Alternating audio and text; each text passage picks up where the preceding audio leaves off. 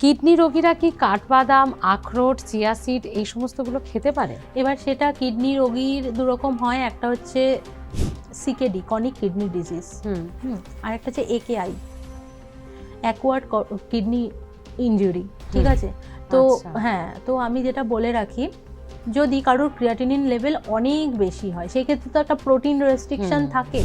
তো এই যে কাঠবাদাম, নাট, সিডস, এগুলোতে কিন্তু প্রোটিনও রয়েছে প্রচুর পরিমাণে, খুব নমিনাল অ্যামাউন্টে খাওয়া যেতে পারে। এবার আপনি যদি মনে করেন আপনার ক্রিয়াটিনিন লেভেল 3.9 কথার কথা, বা 2 পয়েন্ট সামথিং, তো সেই ক্ষেত্রে আপনি যদি রোজ দিন মিক্স সিডস, রোজ দিন চিয়া সিড, বা রোজ দিন আপনি আমন্ড বাদাম এগুলো যদি খেতে থাকেন, তাহলে কিন্তু একটা প্রবলেম হতে পারে। আর আরেকটা কথা বলে রাখি, এটা আমি নিজের থেকেই বলছি, যে অনেকে আমন্ড বাদাম খোসা সমেত খান, এটা করবেন না, কারণ খোসাতে কিন্তু ফাইটিক অ্যাসিডস রয়েছে, ঠিক আছে?